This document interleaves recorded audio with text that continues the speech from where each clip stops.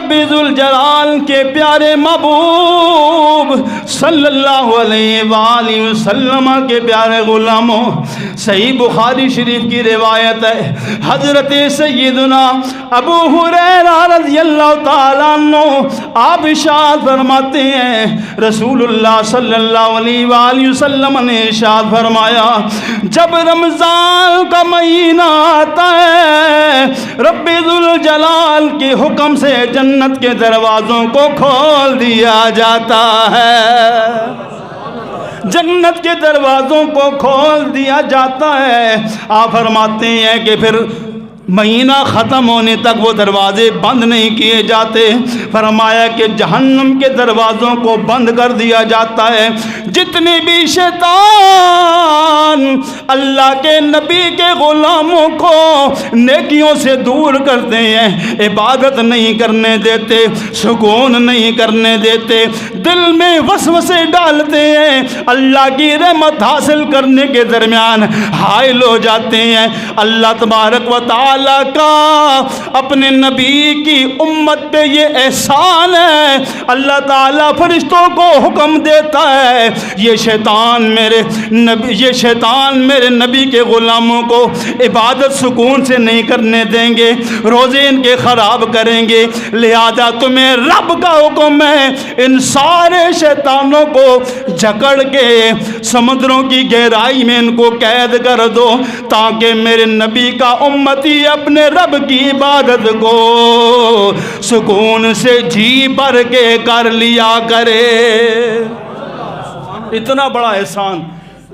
خود سامان پیدا فرمایا کہ تاکہ ان بندوں کی عبادت خراب نہ ہو، اللہ تبارک و تعالیٰ نے یہاں تک معاملہ فرمایا۔ اور حضرت سیدنا ابو سعید خدری رضی اللہ تعالیٰ عنہ آپ ارشاد فرماتے ہیں کہ آسمانوں کے دروازے بھی کھول دیے جاتے ہیں، جنت کے دروازے بھی کھول دیے جاتے ہیں۔ پھر فرمایا کہ جیسے ہی یہ رمضان کی پہلی رات آتی ہے یہ سارے دروازے کھول دیے جاتے ہیں، جہنم کے دروازے بند ہو جاتے ہیں۔ پھر فرمایا کہ رمضان کی ہر رات میں جو بندہ بھی نماز پڑھتا ہے، نماز سے مراد تراویح کی نماز ہے، قیام اللیل ہے، تراویح کی نماز ہے، فرمایا کہ جو بندہ بھی نماز ادا کرتا ہے اس کے ہر سجدے کے بدلے میں 1500 نیکیاں لکھ دی جاتی ہیں، ہر سجدے کے بدلے میں اللہ رب ذوالجلال کے حکم سے اس کے لیے 1500 نیکیاں لکھ دی جاتی ہیں۔ اس کے لیے جنت میں سرخ یاقوت کا گھر بنایا جاتا ہے جس کے 60,000 دروازے ہوں گے، ہر دروازے کے پت سونے کے بنے ہوئے ہوں گے جس میں یاقوت کے سرخ جڑے ہوئے ہوں گے۔ فرمایا کہ جو رمضان کا پہلا روزہ رکھتا ہے رب ذوالجلال مہینے کے آخری دن تک اس بندے کے گناہوں کو معاف فرما دیتا ہے۔ اللہ رب ذوالجلال کے پیارے محبوب کے پیارے غلاموں، حضرت سیدنا جابر بن عبداللہ رضی اللہ تعالیٰ عنہ آپ ارشاد فرماتے ہیں، تاجدار کائنات صلی اللہ علیہ وآلہ وسلم نے ارشاد فرمایا، آپ نے یہ ارشاد فرمایا، اپنے غلاموں کو یہ حکم ارشاد فرمایا، کیونکہ اللہ کے نبی کے علم میں ہے یہ امت ایک وقت آئے گا غفلت میں پڑ جائے گی، یہ سوچا کریں گے جس دن روزہ رکھیں گے اسی دن عبادت کر لیا کریں گے، جس دن روزہ رکھیں گے اسی دن سے گناہوں کو چھوڑ کے عبادت کریں گے۔ اسی لیے اللہ کے نبی نے آج سے 1450 سال پہلے ہی آپ نے اعلان فرما دیا تھا، لوگوں جو رمضان کی پہلی رات آتی ہے، جس رات میں رمضان کا چاند نظر آتا ہے، یہ کوئی معمولی رات نہیں ہوتی، یہ کوئی معمولی رات نہیں ہوتی، بڑی شان والی رات ہوتی ہے۔ افسوس یہ آج کے دور میں اسی رات کو لوگ ضائع کر کے سوچتے ہیں صبح روزہ رکھیں گے پھر نمازیں شروع کریں گے۔ نانا میرے بھائی، میرے بزرگوں، میری آواز سننے والی میری ماؤں بہنوں، سن لو، یہ یہ رات عام نہیں ہوتی، ضائع کرنے والی نہیں ہوتی۔ آپ نے فرمایا کہ جب رمضان کی پہلی رات آتی ہے رب ذوالجلال اپنے بندوں کی طرف نظر رحمت فرماتا ہے۔ اس پہلی رات میں رب ذوالجلال اپنے بندوں کی طرف نظر رحمت فرماتا ہے، اور فرمایا کہ جو بندہ اللہ کی رحمت کی نظر میں آ جائے رب ذوالجلال اس بندے کو پھر کبھی عذاب نہیں دیتا ہے۔ اللہ اکبر کبیرہ، کتنی بڑی بات ہے۔ اور ہمارے جو ہے لوگ کیا سوچتے ہیں، جی کل سے شروع کریں گے۔ اس کا مطلب یہ ہے کہ وہ اللہ کی جو رحمت کی نظر پڑی اس سے محروم رہ گئے۔ افسوس کا مقام یہ ہے کہ بیرونی مداخلت سے کچھ وقت سے یہ کام بھی شروع ہے کہ ان کو چاند ہی لیٹ دکھاؤ تاکہ یہ سستی غفلت میں بستروں میں پہنچ جائیں، پھر ان میں سے کوئی اٹھائے گا تو کوئی کہے گا کل سے شروع کریں گے۔ لیکن مسلمان یہ بات اپنے دل میں رکھے گا کہ یہ رات وہ ہے، اگر چاند 10 بجے بھی نظر آ جائے، 12 بجے بھی نظر آ جائے، اس وقت اللہ کی رحمت کی نظر مخلوق پہ پڑے گی۔ جس پہ اللہ کی رحمت پڑ جائے، اللہ کی رحمت کی نظر پڑ جائے، وہ اللہ کے عذاب سے محفوظ ہو جاتا ہے۔ پھر بستر میں لیٹنا یا نیند چھوڑ کے تراویح کے لیے آنا، پھر بندہ سوچ لے کہ ان میں سے سب سے بہتر کام کیا ہے، پھر بھی بستر میں پڑے رہنا بہتر ہے یا اللہ کی رحمت کی نظر میں آنا یہ بہتر ہے؟ یہ مسلمان خود فیصلہ کر سکتا ہے۔ اللہ رب ذوالجلال کے پیارے محبوب صلی اللہ علیہ وآلہ وسلم کے پیارے غلاموں، جو بھی ماہ رمضان المبارک کا ادب و احترام کرتا ہے رب ذوالجلال اس پر اتنا خاص کرم فرماتا ہے۔ ایک روایت میں بیان کیا گیا کہ فرمایا کہ ایک شخص ایسا تھا کہ سال بھر اس سے کوئی نیکی نہ ہو سکی، کوئی اچھا کام ایسا اس سے نہ ہو سکا جس پہ وہ بھروسہ کر کے کہہ سکے میرا رب مجھے معاف کرے گا، گناہ ہی گناہ کرتا جاتا۔ فرماتے ہیں کہ جیسے ہی اس نے سنا کہ رمضان کا مہینہ آ گیا ہے، رمضان کا چاند نظر آ گیا ہے، اچھے کپڑے پہن کے، صاف ستھرے کپڑے پہن کے عبادت میں لگ جاتا ہے، نمازیں 5 بھی ادا کرتا ہے، تراویح بھی پوری ادا کرتا ہے، دن کو روزہ رکھ کے ساری عبادت کر کے جو نمازیں سال بھر اس نے چھوڑی ہیں ان کی بھی قضا کرنے لگ جاتا ہے۔ لوگ دیکھ کے حیران ہو گئے، انہوں نے پوچھا سارا سال تو گناہ میں پڑا رہا، اب کون سی ایسی بات ہے چاند نظر آتے ہی تیری دنیا بدل جاتی ہے، تو مسجد میں ڈیرے لگا لیتا ہے، تو نیک کاموں میں لگ جاتا ہے؟ اس نے جواب دیا لوگوں تم نے نبی کا فرمان نہیں سنا، آپ فرماتے ہیں لوگوں یہ وہ مہینہ آ گیا اس میں رب کی رحمت بھی نازل ہوتی ہے، اس میں رب کی بخشش بھی نازل ہوتی ہے، آخری عشرے میں بندوں کو جہنم سے نجات بھی ملتی ہے۔ میرے اعمال ایسے ہیں جو رحمت سے دور کرنے والے ہیں، میرے اعمال بخشش سے دور کرنے والے، میرے اعمال جہنم میں لے کے جانے والے، لیکن وہ مہینہ آ گیا اس میں پرانے اعمال نہیں دیکھے جاتے۔ اللہ رب ذوالجلال جب رحمت کرنے پہ آئے میرے جے گناہگار کی بھی بخشش فرما دیتا، میرے بخشش بھی فرما سکتا ہے، میرے گناہ بھی معاف فرما سکتا ہے، مجھ پہ بھی رحمت نازل فرما سکتا ہے۔ اتفاق سے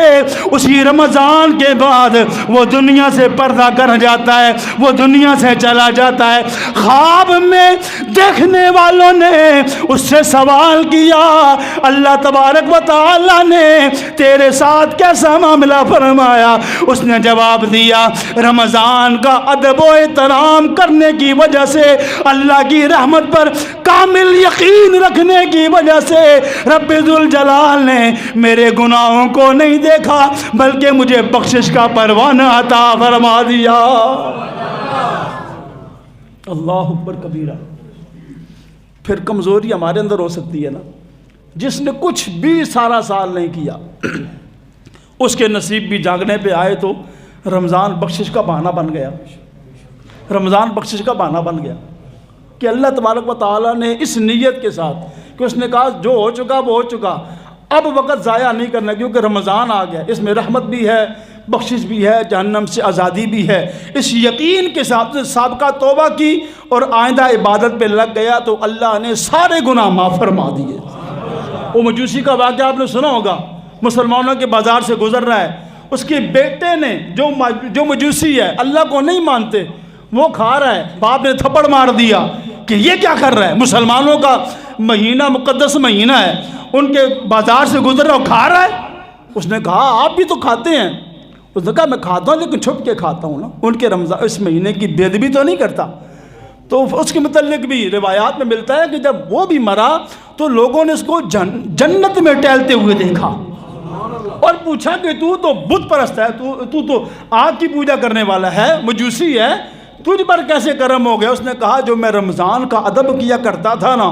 اللہ تبارک و تعالیٰ نے موت سے پہلے مجھے ایمان نصیب کیا اور مرنے کے بعد اللہ نے مجھے جنت میں مقام عطا فرما دیا۔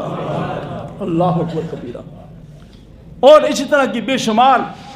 روایات ہیں، واقعات ملتے ہیں جس میں اللہ تبارک و تعالیٰ اپنے بندوں پہ رحم و کرم نازل فرماتا ہے۔ ابن عباس رضی اللہ تعالیٰ عنہما آپ سے روایت ہے، آپ فرماتے ہیں کہ جو رمضان کا مہینہ ہے نا، اس کے لیے سارا سال جنت کو سجایا جاتا ہے، اور پھر دروازے جب کھلتے ہیں نا، پھر حوریں کہتی ہیں یا اللہ کوئی ایسا بندہ دے جو ہمارے عقد میں آئے۔ پھر اس کے تفصیل ہے حدیث باقی لمبی، لیکن میں مختصر بیان کرتا ہوں۔ فرمایا کہ اس مہینے میں جس نے اپنے نفس کی حفاظت کی، کیونکہ شیطان بندے ہی ہوتے ہیں، جو برائی ہوتی ہے اپنے نفس میں، جو ہم نے پورا 11 مہینے کنٹرول نہیں کیا نا، وہ انسان سے گناہ کراتا ہے۔ کہ یہ جو شیاطین ہے یہ قید ہوتی ہے، تو کہا جس نے اپنے نفس کو کنٹرول کر لیا رمضان کے مہینے میں، اور خصوصاً فرمایا کہ جس نے کوئی نشہ رمضان کے مہینے میں نہیں کیا، اور فرمایا کہ جس نے کسی پر بہتان نہیں لگایا، اور اسی طرح اور دیگر گناہوں سے بچتا رہا، تو فرمایا کہ اس کے لیے ہر رات، رمضان کی ہر رات اس خوش نصیب کا 100 حوروں سے نکاح کیا جاتا ہے۔ ہر رات اس کے لیے جنت کی 100 حوروں سے اس کا نکاح کیا جاتا ہے، اور ایسا محل اس کے لیے تعمیر کیا جاتا ہے جس کی بناوٹ تو الگ بات ہے۔ فرمایا اتنا بڑا ہے کہ ساری دنیا اگر اس محل میں آ جائے، اس شخص کی جو سچی توبہ کے ساتھ رمضان میں جو ہے وہ ان گناہوں سے بچتا ہے، صغیرہ کبیرہ گناہوں سے بچتا ہے، عبادات کرتا ہے، فرمایا ساری دنیا اگر اس ایک محل میں جمع ہو جائے تو جیسے کسی جگہ پر ریوڑ بکریوں کا اکٹھا ہوتا ہے نا، اتنی سی جگہ صرف وہ اس کے لیے آئے گی، ساری دنیا کے لیے اتنا بڑا محل اس کے لیے تعمیر کیا جاتا ہے۔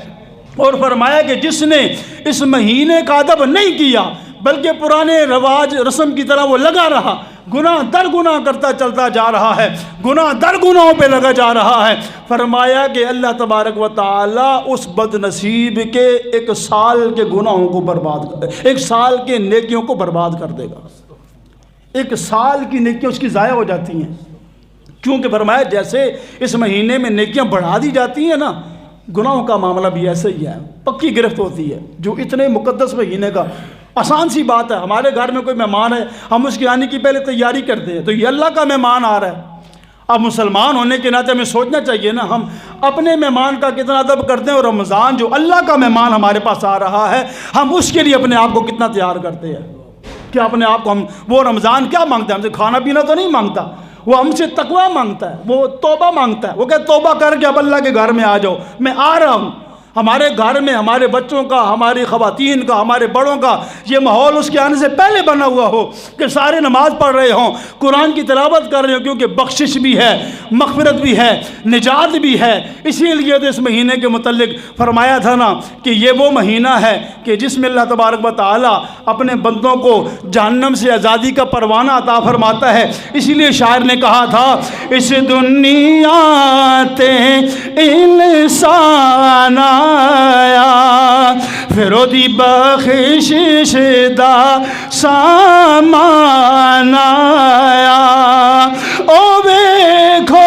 لوگو رمضان آیا پڑھو لا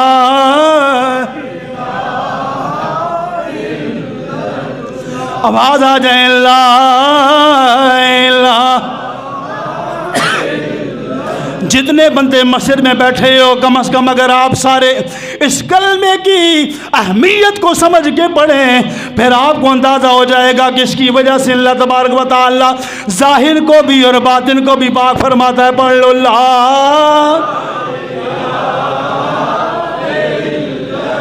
لا، پڑھو لا،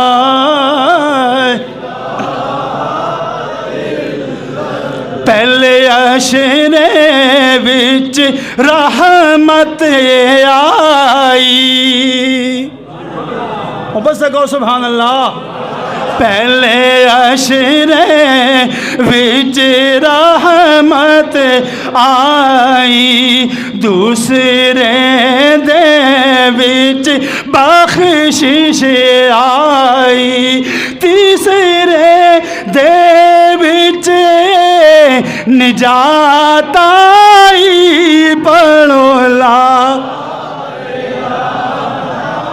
الا اللہ، پڑھو لا